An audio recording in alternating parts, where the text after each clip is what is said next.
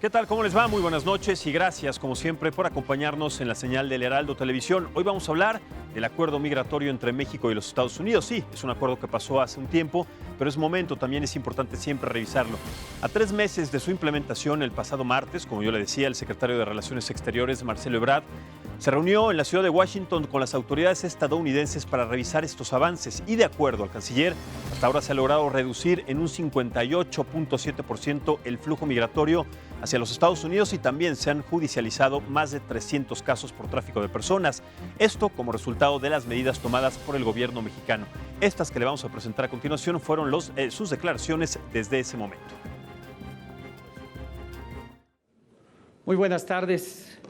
La 64ª legislatura de la Cámara de Diputados les agradece su presencia en el acto de entrega del proyecto de ley de ingresos y del presupuesto de egresos de la Federación para el ejercicio fiscal 2020. Secretario, bueno, en primer lugar quisiéramos darle la bienvenida al secretario de Hacienda y a los funcionarios que lo acompañan en esta recepción del paquete económico 2020 y le vamos a ceder en primer lugar a él el uso de la palabra para que explique lo que va a entregar. Adelante, secretario, muy bienvenido. Muchísimas gracias por recibirnos hoy, diputada Laura Rojas, presidenta de la mesa directiva, diputado Mario Delgado, presidente de la Junta de Coordinación Política. Conocemos muy bien.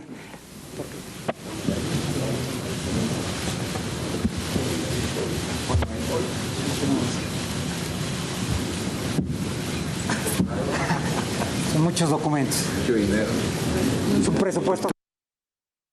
En síntesis, el punto en el que nos encontrábamos en el mes de junio era de que había habido un incremento de más del 300%. Y ahora estamos en un punto en donde ha habido una reducción del 58.7% y en el caso de personas provenientes de Centroamérica o de otras regiones del mundo del 70%. Por lo tanto, consideramos que la estrategia migratoria de México ha sido exitosa. Pero además, el canciller mexicano reiteró que en la reunión insistió al gobierno de los Estados Unidos en las acciones para frenar el tráfico de armas de los Estados Unidos hacia México. De acuerdo al secretario de Defensa Nacional, Luis Crescencio Sandoval, alrededor de 200,000 armas de fuego ingresan ilegalmente a nuestro país cada año.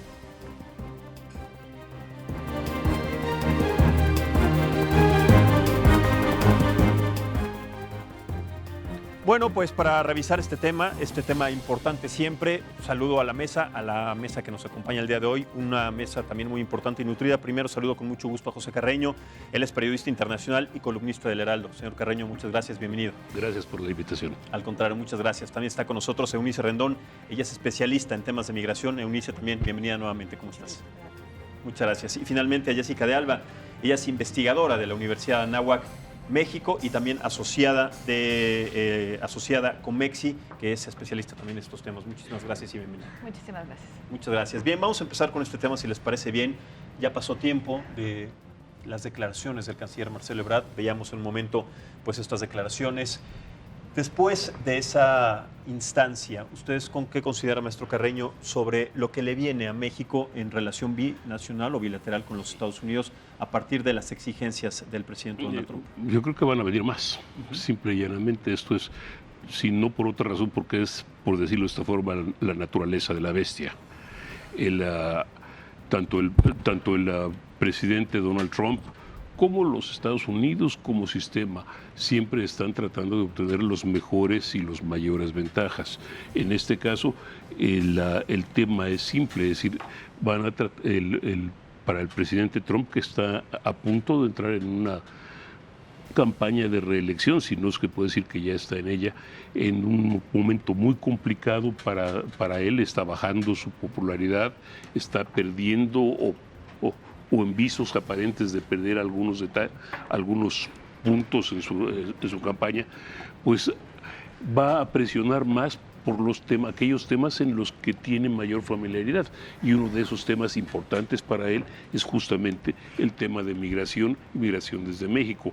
Lo estamos viendo hace unos días, estaba alabando al gobierno mexicano por los avances en el tema de migración y el haber detenido ya una buena parte de los migrantes centroamericanos que él considera invasores, no peticionarios de asilo, y hace menos de 48 horas anunció, o más bien su gobierno anunció, el inicio de la construcción del muro en la zona de Arizona, ¿no? Entonces estamos hablando de nunca va a ser suficiente, nunca va a ser tanto como necesario, porque tampoco le conviene a él reconocer más allá de por un tiempo, por un cierto tiempo, el haber tenido un éxito completo en sus demandas. Lo que dice el maestro Carreño Eunice me parece relevante, porque si se espera o se estaba contemplando en este acuerdo de 45 días para que estas exigencias se llevaran a cabo y después de esas van a venir más, entonces, ¿cómo podemos considerar que este acuerdo en donde México, junto con los Estados Unidos y esta ayuda que va a promover para Honduras, Guatemala y El Salvador, los principales países que tienen este flujo migratorio, será suficiente? Son más o menos $100 millones los que están contemplados en este plan de ayuda económica hacia estos gobiernos. ¿Qué podemos esperar entonces si esta situación va a seguir después de otras exigencias para la nueva, como ya estamos esperando, administración de Donald Trump, ¿no? Que se espera y que prácticamente puede ser un hecho, ¿no? Bueno, primero que nada, ver si eso se da de esta forma. Efectivamente, Trump ha hecho todo esto en una campaña. El tema migratorio va a ser una constante y va a seguir presionando, pues una vez con los aranceles, otra vez, o sea, los temas creo que pueden ir cambiando o modificándose o repitiéndose algunos de ellos, pero es una forma de presión. Yo lo que creo muy importante en este momento en la relación bilateral, ante la reciente reunión del canciller y los buenos resultados que México entregó, ya nos decía, con una disminución importante, del 56% en los flujos migratorios, 70% menos en flujos de Centroamérica, etcétera. Es decir, cumplimos con lo que pidió Estados Unidos. Pero creo que los siguientes pasos son muy importantes. ¿Y a qué me refiero? No solamente pensando en Centroamérica y los recursos que eventualmente Estados Unidos invierte en esta región, adicionales a los que México también ya le metió con estos programas de Jóvenes Construyendo el Futuro y Sembrando Vida, pero también creo que hoy es muy importante revisar en esta relación bilateral qué dinero va a meter Estados Unidos en nuestras fronteras. Eso no está considerado todavía. Está medio pedido, pero no queda claro. Y no olvidemos que esta semana también se da la decisión de la Suprema Corte de dejarle a Trump tener esta política pues antimigrante, especialmente para el asilo de centroamericanos. Con lo cual, ahí, si ya se hablaba de una posibilidad de un tercer país seguro de facto, estamos ahora en mayor riesgo, porque eso significa que sí tendrán que pedir el asilo en Estados Unidos, es lo que se limita, y entonces lo que tendrían que pedir estas personas sería el refugio en México, que eso es lo que nos haría un ¿Pero tercer qué pasó país entonces con seguro? esta declaración de Guatemala sobre considerarlo ya el tercer país seguro y la negativa de México de que no va a ser el tercer país seguro? Pues oficialmente pueden decir que no lo sea, pero finalmente sí se acepta esto de la Suprema Corte, que ahorita ya está aceptado, es decir, puede haber en la Corte de Apelaciones, vamos a ver qué sigue, pero mientras eso suceda, hoy Estados Unidos los puede regresar, limita los asilos a estas personas y tienen que pedirlo en México, que de por sí ya con el programa antes de los 3 meses, que era el de Permanece en México, Remain in México, que significaba que los centroamericanos o las personas que están pidiendo el asilo allá se esperan de este lado. Ahorita ya empezaron las primeras cortes, digamos, con las entrevistas, pero eso al menos estaban pidiendo el asilo allá y se esperaban acá. Lo otro es distinto, es que lo regresen y tienen que pedir primero el refugio en México, y eso es el tercer país seguro de facto, más allá que haya un acuerdo o no, ¿no? Creo que las palabras clave ahí son el de facto. Exacto. Es decir, en términos reales está dándose, está ocurriéndose, para bien o para mal, está ahí. No tienen a dónde ir y tampoco los podemos echar así nada más. O sea, tenemos 11,000 personas en la frontera norte de nuestro país esperando alguna resolución en los casos de asilo para ir a Estados Unidos. Eso es ya ser un tercer país seguro. Totalmente. Y además también están desplegadas 21,000 elementos de la Guardia Nacional, prácticamente la mitad, son 56,000 elementos. Si hablamos de 21,000, es un número no solamente considerable, estamos hablando de la mitad de un proyecto que estaba enfocado para otras cosas. Entonces, de alguna manera sigue siendo prioridad también esa detención del flujo migratorio desde la frontera sur de nuestro país, ¿no? Pero una reserva de lo que digan tanto la doctora Eunice como Jessica. Creo que el problema es uno de realidades, un terrible problema de hechos, de realidades. Esto es, México, para bien o para mal, es un país vulnerable a la presión económica, a la presión comercial de los Estados Unidos. Para bien o para mal, ¿no? Es decir, somos un país que tiene el 80% de su comercio con los Estados Unidos. cierto, sí, también somos un país importante para los Estados Unidos. Afectarnos, dañarnos tampoco es conveniente para los Estados Unidos y Trump encontró algunos límites ya en ese sentido. Pero la realidad es que la presión a través de aranceles, la presión a través de cierres fronterizos, etcétera, tiene un impacto. Correcto. Jessica. Perdón, es que si nos ponemos a pensar en la política migratoria que empieza con este sexenio, pues es una barbaridad, porque eso de abrir las fronteras y dejar pasar a cuanto se formó en la fila o ni siquiera se formó en la fila y empezar a dar permisos, sabiendo de antemano que toda esta gente quería migrar a Estados Unidos, pues se les fue de las manos. Trump lo dijo una y otra vez, mandó a Kushner a México a hablar con el presidente López Obrador.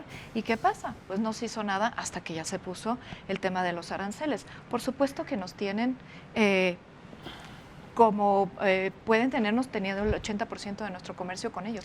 No tenemos muchas salidas. Tienen la sartén bajo el mango. A ver, Eunice. Aunque Sí. yo creo que ahí también México puede poner contrapesos. Efectivamente siempre ha sido esta agenda pues un poco más poderoso aquel lado que pero sí hay temas en los que México contribuye de manera muy importante con Estados Unidos y creo que ahí también debiéramos aprenderle un poquito, digamos, a Trump en esto de que combina agendas. Es decir, él mete los aranceles para hablar de migración, nosotros podríamos meter la seguridad para hablar de migración, porque México es un país muy importante para la seguridad de Estados Unidos. Totalmente. E incluso hablando de los recursos, una cosa que no sé por qué no ha hecho México, me parece que uno de los mecanismos ya aprobados con dinero desde el Congreso es Iniciativa Mérida.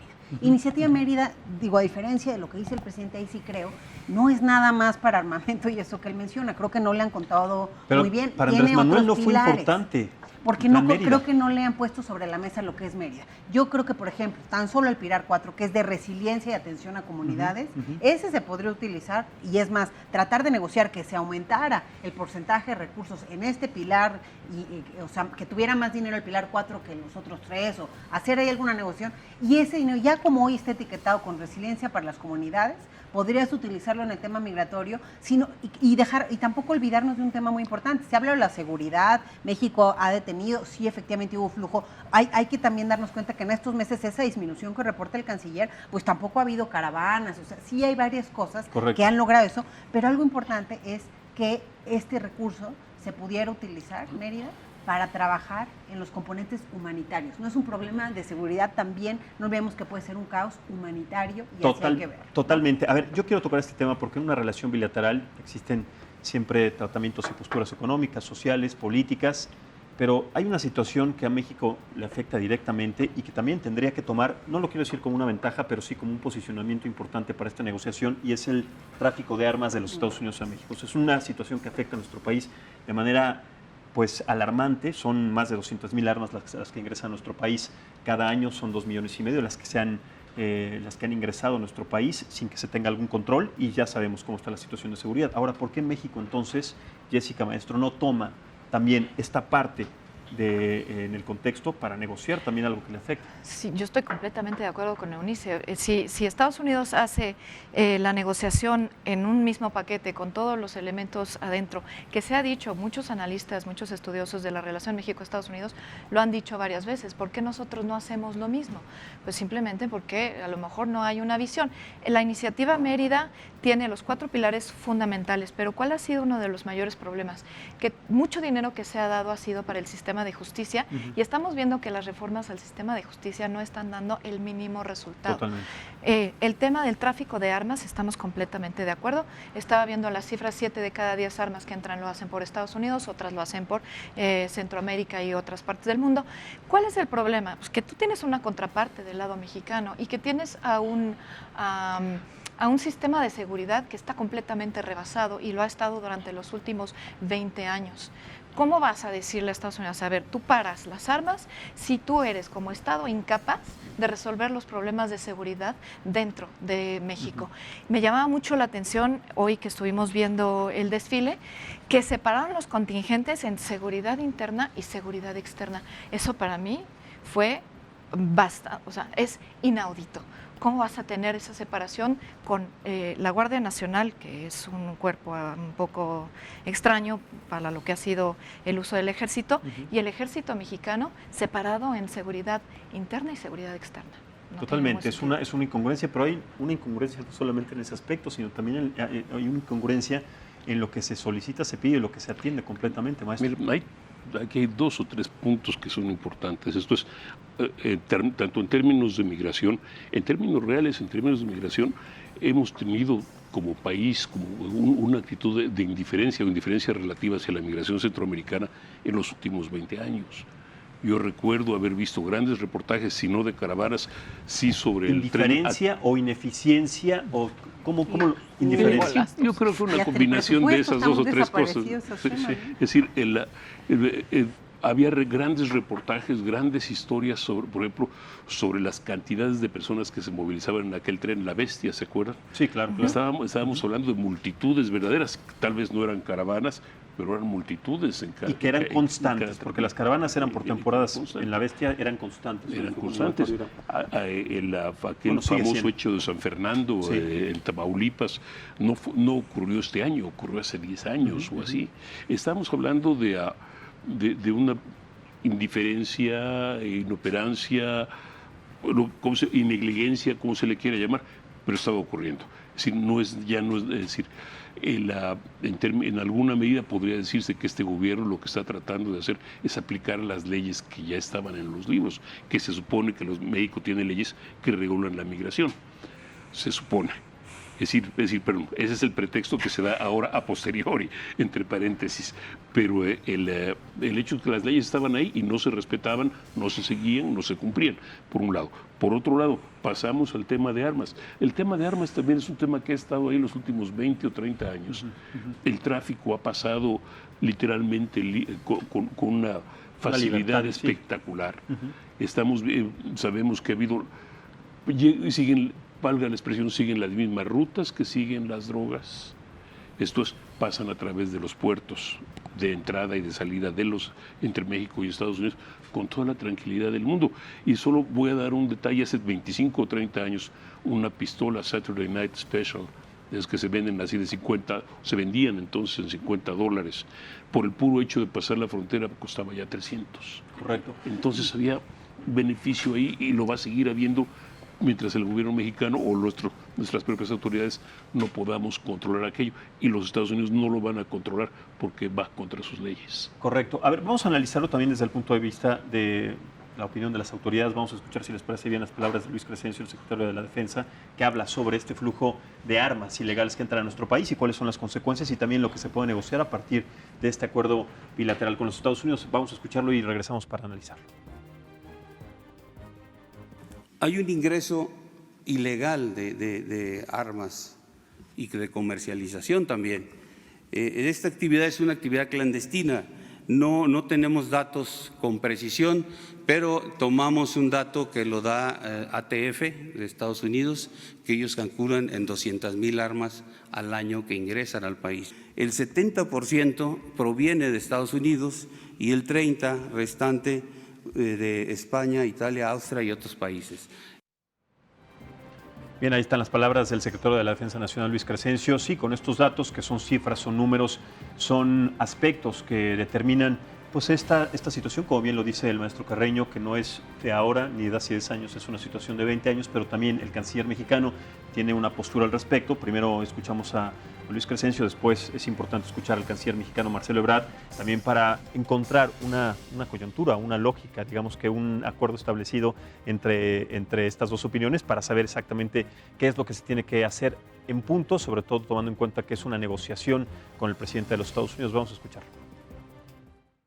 México puso sobre la mesa en esta reunión que el control de tráfico de armas en la frontera para nosotros tiene el mismo rango de prioridad que para ellos tiene el tema de la migración. Tienen que hacer muchísimo más, qué bueno que lo mencionas, y así lo pusimos sobre la mesa.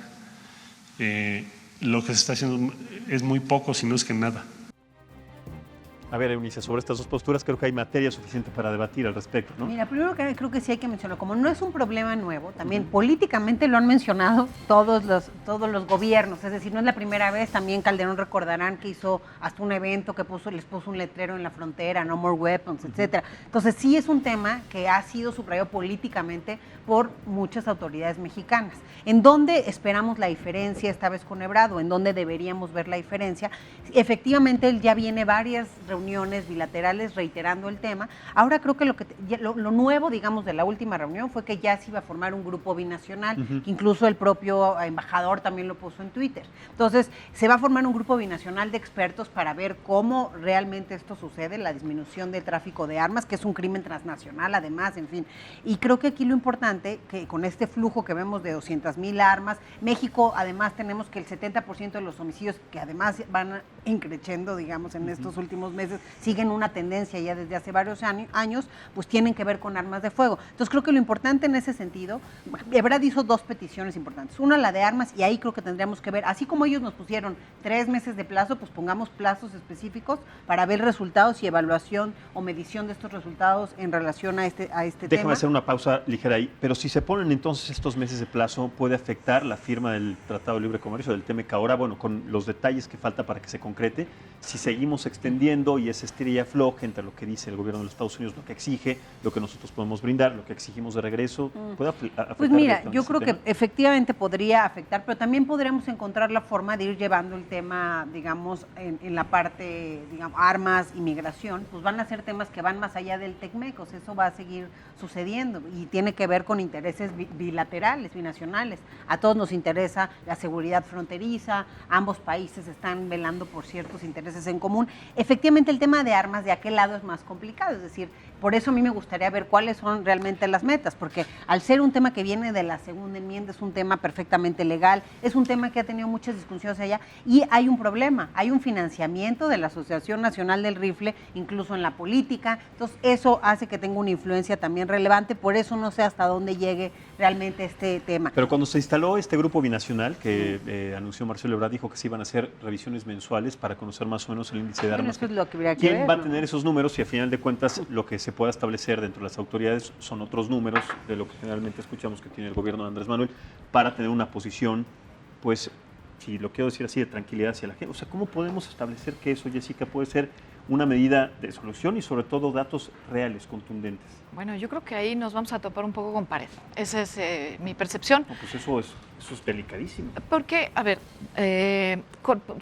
por más grupos binacionales que se conformen al respecto, está el tema que ya se mencionó sobre la segunda enmienda en Estados Unidos, en donde tú comprar armas es perfectamente legal. Ahora, ¿qué es ilegal? Que las pases al lado mexicano. ¿Quién está en colusión con esto? Quien las recibe en el lado mexicano, ¿no? Entonces, la corrupción se tiene que atacar primero aquí.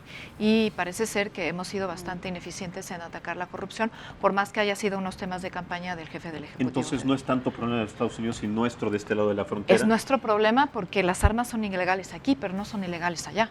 Ahora, ligar el tema de migración y armas, pues no creo que que vaya a ser o sea, no creo que Estados Unidos vaya a acceder a que se tomen. Pues ya accedió, de hecho le propusieron y lo accedió, dijo sí, estamos de acuerdo, vamos a hacer entonces. Pero ¿qué tanto? O sea, ¿qué tanto vas a poder lograr que ellos detengan el flujo de armas? ¿Qué tanto tiene valioso peso esta negociación, no? Y finalmente creo que el TEMEC no tiene nada que ver ni con el tema migratorio ni con el tema de las armas. ¿Por qué? Porque justamente Trump ha sido durante su administración que se ha negociado el acuerdo y tiene interés en que ese acuerdo pase. Por lo tanto, está seccionando la parte del comercio mexicano en TEMEC y los aranceles que puede poner de lado, ¿no? Como han sido las amenazas que nos ha puesto en los últimos tiempos.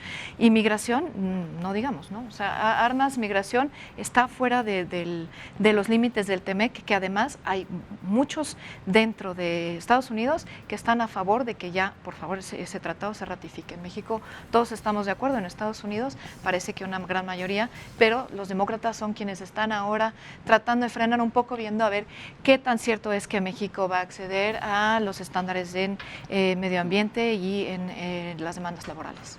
Pues puede ser que accedan en todo, maestro. Pero yo no podría en términos de esto. Estamos en en 3 temas de política doméstica de los Estados Unidos, 2 muy íntimamente ligados con el tema de las elecciones o de la campaña electoral ya que viene. El TEMEC efectivamente es un tema de campaña en el que Trump tiene un interés personal, y mientras tenga interés personal, porque es uno de los pocos logros que puede mostrar en su gobierno en términos reales, lo va a llevar adelante, y los demócratas van a utilizar el pretexto de México, pero la realidad es que lo que no quieren es dejarle ningún triunfo o tratar de limitar la forma en que Trump pueda utilizarlo como triunfo. Esa es una realidad política, es política doméstica. La segunda parte, el tema de las armas, es también política doméstica en los Estados Unidos, muy al margen de la justicia o lo correcta que sea la postura mexicana. Hay que señalar que si las masacres de niños y las masacres de jóvenes, de personas en las escuelas de Estados Unidos no han convencido al legisladores estadounidenses de cambiar su posición respecto a las armas, pues los reclamos de otro país, de un país que ni siquiera tiene voz y voto en las elecciones, pues difícilmente van a hacer las cosas, difícilmente van a ser un argumento que los haga cambiar. Recordemos simplemente que hay estados de los Estados Unidos donde es legal portar armas públicamente y abiertamente. Esto es un poco la mitología de los Estados Unidos. Te puedo decir, Dodge City, todas esas ciudades del viejo oeste salvaje de los Estados Unidos tenían reglamentos más fuertes para el uso de armas y control de armas que los que tienen esos estados ahora. Ahora, el tercer punto, y este es políticamente importante, yo respeto enormemente a Ebrard, porque ha logrado sacar, por lo menos en términos de imagen, ha rescatado una posición casi imposible, pero el grupo bilateral ese de armas en términos reales no tiene fondo, no funciona, no sirve. Los partidarios de las armas han logrado desfondar incluso a la Agencia de Control de Armas, Tabaco y Armas de Fuego, a la ATF. Ha logrado desfondar, le han logrado quitar los dientes. ¿Qué van a hacer? ¿Quién va a ser parte de ese grupo? ¿Qué van a hacer? Pues sí, mira, yo creo que hay varios puntos. O sea, por un lado el tema de armas, que habría que ver, ha sido un tema difícil, como aquí ya se mencionó. Entonces, bueno, creo por eso lo que menciono es que la diferencia del canciller Ebrard y de México en esta ocasión sería que realmente viéramos alguna disminución en ese flujo, y hay que ver cómo se evalúa. Pero hay otro tema que también el canciller mencionó desde la última visita y se volvió a reiterar, que es, por ejemplo, la deportación, que hemos hablado menos de la deportación en estos meses, pero que ahí sigue, que se hacía antes, había 3 vuelos a la Ciudad de México que de manera unilateral Estados Unidos hace ya casi 2 años decidió frenar esos vuelos, y todo ese flujo nos llega por los 11 puntos de la frontera. Y eso, acompañado de los que están en Remaining Mexico, o sea, los que permanecen en México en lo que les dicen si les dan o no el asilo, que esos son procesos larguísimos, ya empezamos a ver las primeras cortes, pero recordemos que hay 56 cortes de migración en Estados Unidos y tienen ya más de 900,000 casos pendientes hoy. Entonces el tema va a estar, eso estoy hablando en las deportaciones, pero al final son las mismas cortes que ven los temas migratorios. Entonces creo que ahí el canciller pide que regresen esos vuelos a la Ciudad de México. Me parece importante que también eso se le dé seguimiento, porque hoy tenemos la presión de la violencia en el norte, la presión de los que se quedan varados en el intento de entrar, de los que están esperando el asilo y de los deportados, que también, pues vamos a cerrar el año con casi 200,000 de estos deportados, que no es una cantidad menor, ¿no? Entonces creo que habría ahí también en esta relación y vigilancia bilateral de la relación, ver, insisto mucho, en que Estados Unidos tiene que meterle recursos también para esta gestión migratoria más ordenada, con una perspectiva más humanitaria y más integral. Totalmente. Vamos a hacer, si les parece, una pausa, es muy breve, ya cumplimos la primera media hora, seguimos platicando en un momento sobre el acuerdo migratorio entre los Estados Unidos y México, y además también cuáles pueden ser las implicaciones o las consecuencias que se puedan presentar en un futuro próximo, en un futuro mediano, antes de la reelección del puesto de presidente en los Estados Unidos. Hacemos esta pausa y regresamos en un momento en Análisis Político. Gracias por continuar con nosotros en esta mesa de análisis político por El Heraldo Televisión. Estamos platicando del tema del flujo migratorio y del acuerdo también bilateral que tiene Estados Unidos con México acerca de este aspecto. Vamos a escuchar, si les parece, antes de seguir analizando, las palabras también del presidente de México, Andrés Manuel López Obrador, sobre este tema y además lo que está planteando México para evitar este flujo migratorio. Vamos a escuchar. Hemos procurado que la relación bilateral con Estados Unidos se conduzca con base en el respeto mutuo, la cooperación para el desarrollo y la solución negociada a problemas comunes, entre los cuales los más significativos son sin duda los fenómenos migratorios de sur a norte, las situaciones adversas que enfrentan millones de mexicanos que viven en el país vecino y las expresiones de la delincuencia transnacional, es decir, el tráfico de personas y el trasiego de armas, drogas ilícitas y divisas. El actual gobierno federal defiende a los mexicanos en Estados Unidos con respeto a la soberanía del país vecino y con todos los instrumentos legales a su alcance. Bien, y después de escuchar estas palabras, las aristas que se desprenden también de los problemas que existen sobre este flujo migratorio y que hemos tocado son, primero, un negocio que también es imparable y es uno de los más redituables, que es el del tráfico de personas, la trata de personas, y el segundo, también el tráfico de drogas, que también tienen implicaciones importantes y serias, maestro. Es bien simple, es decir, en este caso sería muy simple. Esto es, nosotros, México, siempre hemos criticado a los Estados Unidos por no ser capaces de detener las drogas que entran a su territorio. Es lo mismo con lo del Zambras, pero al revés, ¿no? Exactamente, es exactamente lo mismo. Esto es, valga la expresión, las autoridades de los dos países están en falta en ese sentido, absolutamente. Tendrían que ser, sí, una colaboración mucho mayor, mucho más profunda, tendría que haber ciertamente mucho más, vínculos mucho mayores, por lo menos a nivel policial, para enfrentar el problema. Mérida en alguna medida ha sido un buen intento, pero no ha sido la solución completa. ¿Por qué? Porque también, tanto dentro de México como dentro de Estados Unidos, hay temas políticos, situaciones políticas que limitan su eficiencia, para bien o para mal, ¿no? Esto es una realidad. A los policías mexicanos no les gusta que los policías de Estados Unidos vengan y les digan qué hacer, y los policías de Estados Unidos no confían en los policías mexicanos. Entonces estamos en una situación un poco de impasse que tendrá que ser superada si efectivamente queremos llegar a algo. De otra forma, los traficantes de drogas y de personas, que frecuentemente son los mismos, pues van a estar vinculados con los traficantes de armas y de efectivo que vienen de regreso desde los Estados Unidos, ¿no? Entonces, si no hay mayor confianza, si no hay mayor colaboración, no va a haber manera de detenerlo. Correcto. Jessica. Sí, creo que el tema que toca Pepe es fundamental, es que no hay confianza por la parte de los órganos de seguridad de Estados Unidos en las autoridades mexicanas. Y bueno, la verdad es que tienen un poco de razón, porque si bien la cooperación ha sido muy buena a partir de varios sexenios atrás, pues hemos estado en falta en muchas de las obligaciones que tendría que estar cumpliendo nuestro sistema de seguridad, pero también nuestro sistema de justicia. Lo vuelvo a traer sobre la mesa. Cuando tienes aprehensiones y que luego a las 3 horas salen libres, dices, bueno, caray, pues, ¿qué tanto le estoy haciendo aquí?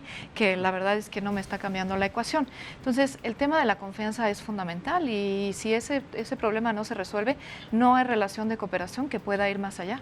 Es que hay dos cosas, pero es que son dos países que, a pesar de estar tan juntos, de estar tan vinculados, no acaban de entenderse.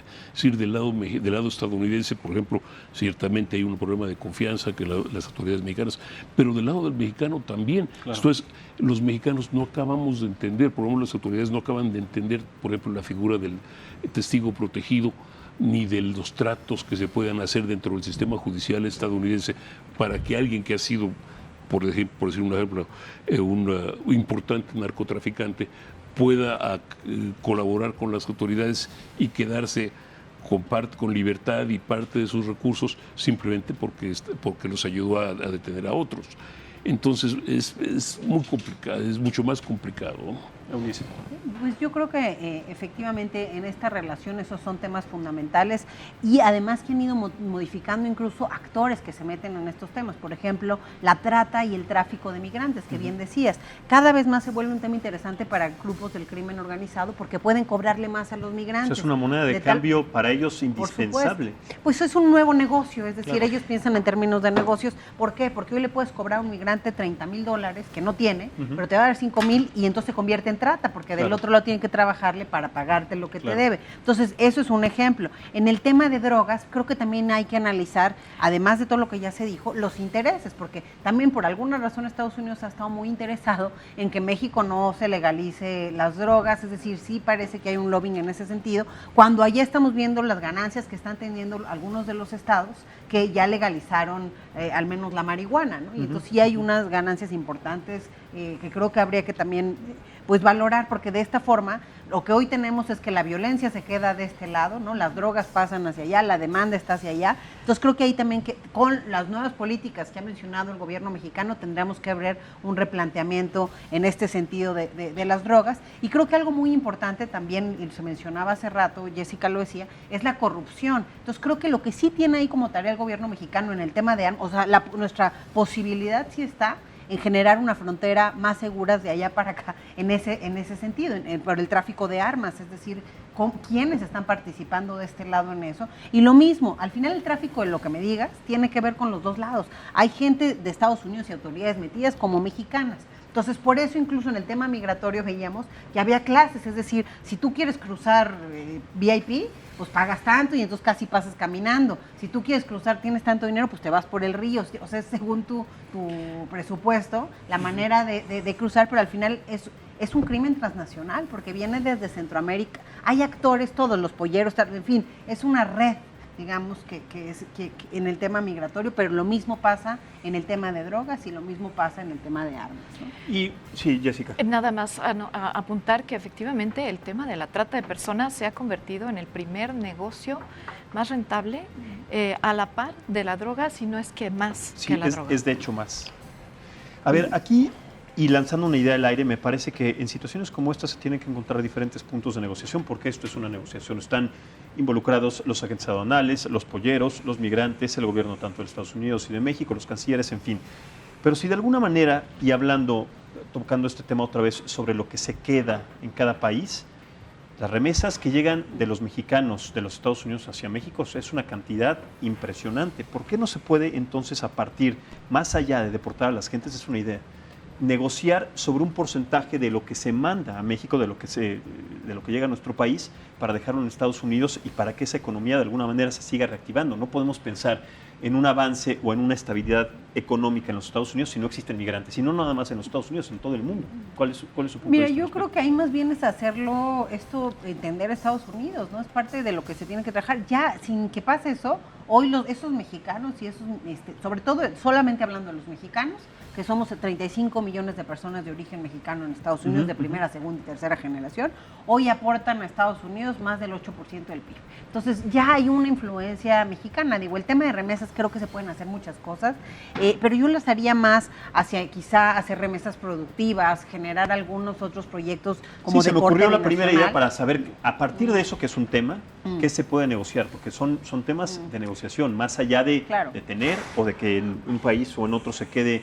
Que incluso creo que en algún momento Trump dijo, ¿no? De las remesas voy a agarrar un pedacito para mi muro. Claro. Entonces, o sea, creo que ahí también hay que, o sea, tampoco dejar, ¿no? Que pasen cosas que no tengan coherencia para México, que sí esté el interés mexicano en esto. Y algo también que mencionar es que Iniciativa Mérida, todo es negociable según los intereses de ambos países, menos dos cosas. Hay dos cosas que Estados Unidos pone como innegociables, que son, y ahí te lo digo porque me ha tocado negociar Iniciativa Mérida, creo que todos los sexenios, y es el tema de antinarcóticos y seguridad fronteriza. Esos son sus dos. Ahora, pero hay un punto, es decir, acláreme si estoy equivocado, pero que yo recuerde, la contribución de los Estados Unidos era mucho más en especie y en apoyo técnico, en apoyo en armamento o en equipo, en entrenamiento, no en efectivo. por lo menos hace algunos años se hablaba de que México ponía $7 u $8 por cada dólar que ponían los Estados Unidos. Eso es parte también del problema, ¿no? O sea, efectivamente, Mérida sigue siendo una especie y es apoyo técnico en sus otras vertientes. Efectivamente, por ejemplo, $300 millones en especie aproximadamente. Para el sistema de justicia penal lo que hizo es entrenar a jueces, hacer cuestiones técnicas, ¿no? Algunas salas también se equiparon, en fin, se hicieron varias cosas. En prevención también se han hecho algunas cosas en la frontera norte sobre todo.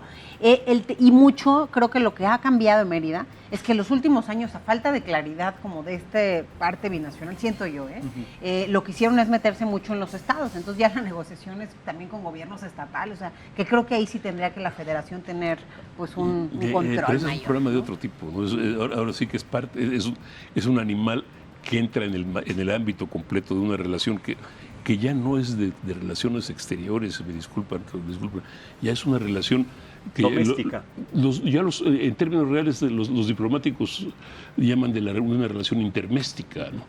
Porque es para Detroit, por ejemplo, para Chicago, lo que ocurre en San Luis Potosí o lo que ocurre en Guanajuato puede ser tan importante como para los potosinos, por la cantidad de personas de ese origen que están ahí. Claro. Para Los Ángeles, Oaxaca es casi una ciudad hermana, ¿no? Claro. Etcétera. Entonces estamos hablando ya de una situación bien complicada, de donde no va a ser tan fácil, donde no puede ser tan fácil ni para Estados Unidos ni para nosotros establecer controles reales. Bueno, tomando el tema de las remesas, yo quisiera poner dos temas sobre la mesa, y uno es la falta de capacidad de organización que tienen los migrantes mexicanos en Estados Unidos y lo que todo ello conlleva, es decir, que ¿La falta de organización en qué sentido? La falta de organización para volverse un lobby, un grupo de presión importante, como lo es el grupo de los judíos, como lo es el grupo de países tan pequeñitos. Qué poco que plantees eso, cómo organizarse si durante todos estos años, y me refiero a décadas, no solamente se han mantenido en la oscuridad, se le puede decir. O sea, bueno, no toda la migración de mexicanos en Estados Unidos es migración indocumentada, o sea, hay una parte que es migración la mitad, legal, de los ¿no? actuales. Y además está... Pero a partir justamente de la mitad y ese anonimato, ¿cómo se puede generar una organización importante para...? Porque tienes unos grupos que son grupos de presión políticos que realmente inciden en la política pública de Estados Unidos en el Congreso para la aprobación de leyes, que están mucho mejor organizados que nosotros, que somos tantos. ¿Por qué? Porque hay protagonismos de mexicanos en Estados Unidos que no dejan que haya una cohesión, una cohesión de un grupo que pueda ir y decir, a ver, cuáles son nuestros intereses y qué es lo que queremos que se haga aquí.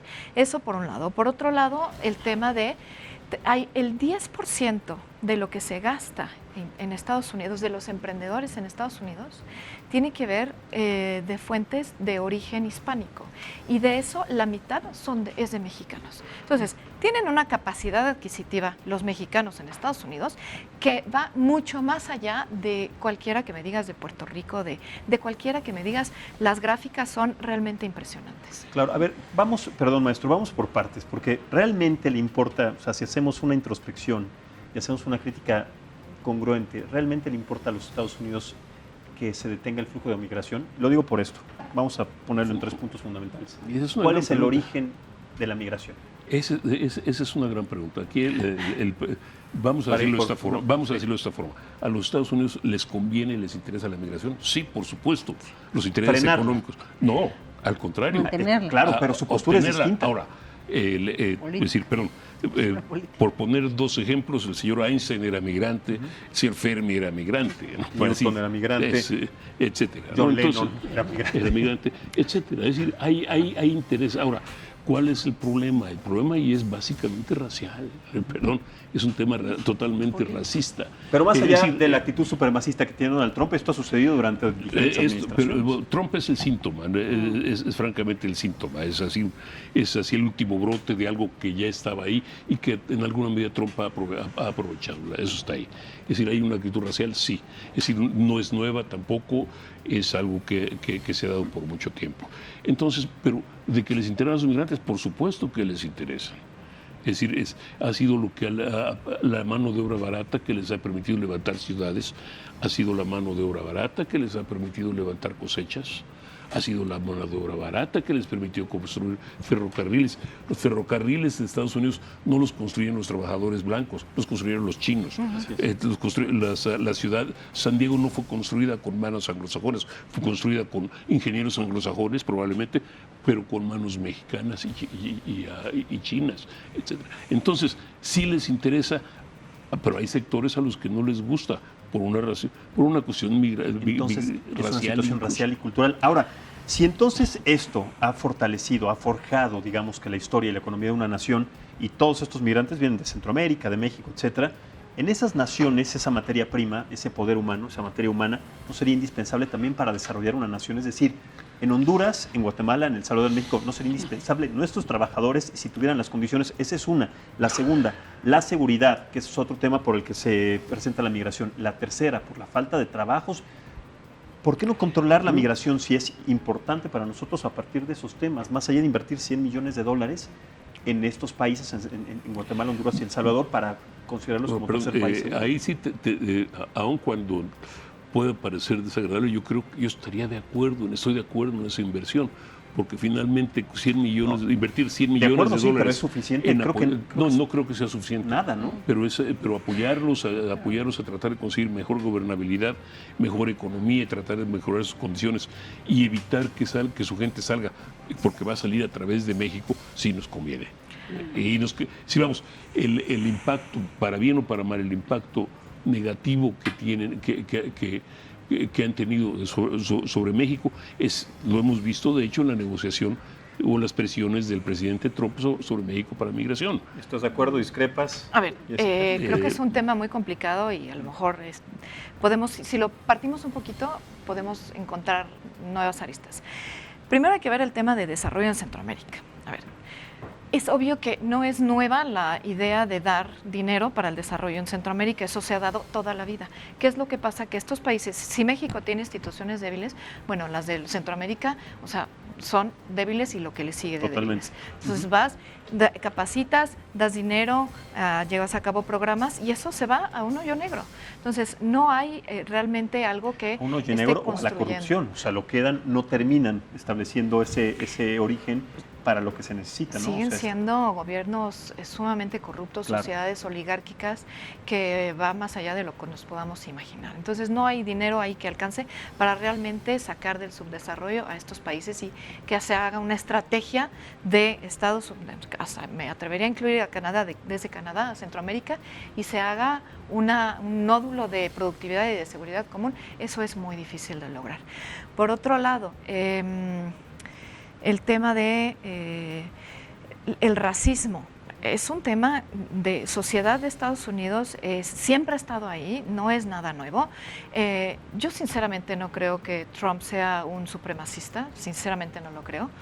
Creo que son los medios de comunicación los que han inflamado esta retórica y creo que va mucho más allá. Pero sí, él mismo también se ha...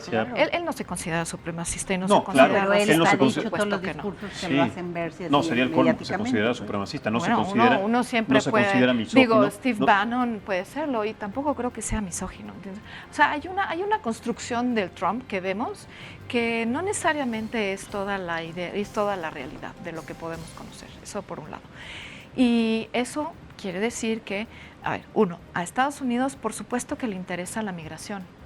Hay empleos que todavía no se logran, las cuotas no se logran llenar, establecer o completar en los sectores de profesionales, pero también en el sector de los servicios. Y en el sector de agricultura y construcción es donde entra la mayoría de mano de obra. Pero ¿cuál es el problema? El problema realmente está en las leyes migratorias. Mientras que en el Congreso no se establezca una política migratoria en donde le des cabida a ese número que necesitas de trabajadores, pues el problema no se va a resolver. Vamos a seguir teniendo migración indocumentada de mexicanos y de centroamericanos y de donde puedan venir. Y están diciendo las últimas cifras que la inmigración de mexicanos se ha mantenido en tasa cero y ha decrecido. Sí, pero espérense 2 años a que la economía mexicana siga creciendo a los niveles que está creciendo. Más bien decreciendo, porque no está creciendo. No lo quería decir así, pero ya que lo dijiste tú, exactamente. Espérense 2 años y van a ver cómo otra vez vamos a ver un alza en la migración de mexicanos a Estados Unidos. Totalmente. Mientras el tema en el Congreso no se arregle, y creo que veo muy difícil que se arregle, porque es darle a Trump un acierto, así como lo fue durante los 2 términos de Obama, el Congreso republicano, darle a Obama un acierto, pues el tema no se va a resolver. Y tocaste un tema... Ese es un tema mucho más profundo, sí, en términos reales, pero... por eso, si nos íbamos desde el origen, maestro... Mira, yo cubrí Washington durante varios años, y mi primer tema grande en Washington de cobertura fue la reforma migratoria. Y la reforma migratoria es recurrente, ha sido recurrente por décadas, y desde 1984-85 ha sido... Pero ¿se acuerdan, maestro, que en el momento en donde mayor flujo migratorio hubo, como dice Jessica, a los Estados Unidos fue en la crisis del 94? Y está establecido en las estadísticas. Pero se vincula con lo que decía Jessica hace unos minutos. Esto es, tenemos un problema de desarrollo económico y social que se refleja de alguna forma también en nuestro desarrollo político. Esto es, si nuestra política y si nuestros políticos no auspician el desarrollo económico, es decir, si el desarrollo económico no alcanza para dar empleos, no alcanza para educar a la gente que necesitamos educar, pues entonces la gente va a seguir saliendo. Esto es la fuga de cerebros que ya se da en México, no solo de ahora, de años, es considerable. Estamos hablando de decenas de miles de profesionistas que se van todos los años a Estados Unidos o a Europa, o que simplemente no regresan. Totalmente. Eunice, y yo creo que son varios temas los que se han tocado aquí. Primero que nada, y que se relaciona con lo antes dicho, creo que también México, y eso es parte de lo que a lo mejor falta que nos presente el canciller, cuál va a ser su política también en Estados Unidos con los mexicanos. Recordemos que México tiene 50 consulados, que ningún otro país tiene en otro, más que nosotros en Estados Unidos, y creo que eso también tenemos que hablar más del soft power, ¿no? Del poder más suave, en donde incluso pudiera en bloque con Centroamérica, al tener pues mucho más cercanía y mecanismos de llegada, unirlos y en bloque a lo mejor hacer algo más interesante en estos grupos de presión de los que hablaba Jessica. Tan solo tenemos hoy, decíamos que hay 35 millones de personas de origen mexicano, 6 millones de esos son indocumentados, el resto no, y ahí también hay 2.7 millones que tienen posibilidades de ciudadanizarse, que no lo han hecho. Creo que con Trump ha disminuido un poco ese número, porque más gente sí se ha animado a ciudadanizarse ante la amenaza de Trump. Entonces creo que ahí el tema del voto es importante, porque entonces empiezas a tener una presión, incluso en la ley migratoria, en las modificaciones que se tienen que hacer. Creo que la reforma migratoria ahí es un punto. Otras cosas que habría que profundizar, por ejemplo, hasta los propios Dreamers, porque estas juventudes empoderándolas, y entonces ahí tendremos que hablar de estrategias de empoderamiento, inserción y vinculación, no solamente defensa. Hay otra agenda que tiene que ir de manera paralela con los que ya están allá para insertarlos mejor y hacerlos más poderosos. Como decía Jessica, el empoderamiento de los migrantes, ¿no? Pero eso son estrategias, no pasa por magia. Es decir, sí tiene que haber también una política que tú decías, ¿cómo organizarlos? Pues con ese tipo de cosas. La otra cosa, si Estados Unidos quiere o no migrantes, bueno, ya vimos casos específicos. Arizona en algún momento tuvo leyes antimigrantes muy profundas que afectaron la economía del Estado, y por eso ellos ahora se cuidan, aunque en discurso puede ser una cosa, sí cuidan a sus migrantes, digamos, para tenerlos ahí en la parte industrial. Ha habido casos, yo que trabajo con muchos abogados en Estados Unidos, donde el patrón de los dos lados o abusa más aprovechándose de la situación y entonces te voy a pagar menos porque si no voy a decir que estás aquí te deportan, o al contrario, son los que están pagando la defensa de esos migrantes porque quieren que se queden, ¿no? Entonces ahí hay de las dos cosas. Y la otra cosa, finalmente, creo que también el tema de Trump y la parte de si es supremacista o no, o sea, creo que sí es un tema mediático, pero que a él le encanta hacerlo porque lo ha utilizado y lo ha explotado políticamente. Es una cosa, incluso si ustedes ven varios de los eventos que hace Trump, lo que él hace es agarrar un ejemplo, o sea, es decir, este migrante que mató a una familia, entonces agarra un ejemplo que es único, para que parezca que ese es el común denominador del migrante. Muy parecido entonces, es un tema de comunicación. Crea un personaje, ¿no? A partir de... Y es exitoso en su comunicación. Yo creo que es alguien que le entiende ahí cómo comunicarse, en conectar con los miedos de las personas. Sí. Creo que eso es lo que él logra muy bien y entonces por eso logra un apoyo. Claro, Y quiero habla conocer específicamente a sus votantes. Pero hay dos cosas, ¿no? Se hablaba hace un minuto de la importancia de crear un lobby mexicano. Es decir, Miguel Bazáñez, que fue embajador por 8 meses, esa era su propuesta, era su proyecto. No alcanzó ni siquiera a delinearlo, pero esa era la idea que él manejaba. Era la creación de la organización del lobby mexicano, un lobby compuesto no por migrantes, sino básicamente por ciudadanos de origen mexicano. Correcto. Ciudadanos estadounidenses de origen mexicano. Y tenemos no solo eso, no solo los Dreamers, una parte también importante. Tenemos tal vez alrededor de 1 millón o algo más de niños y de jóvenes que son hijos de ciudadanos, hijos de mexicanos indocumentados que fueron expulsados de Estados Unidos o todavía están en Estados Unidos. Definitivamente. Que son y podrían y deberían ser parte de ese esfuerzo. Y la diáspora altamente calificada, Claro, ¿no? se nos acabó el tiempo, esta mesa da definitivamente para más. Muchísimas gracias, Jessica de Alba, Eunice Rendón, maestro José Carreño, muchísimas gracias a ustedes, pero sobre todo muchas gracias a ustedes por vernos, escucharnos. Los esperamos el día de mañana también en otra mesa de análisis político. Soy Maximiliano Espejel, muy buenas noches y hasta la próxima.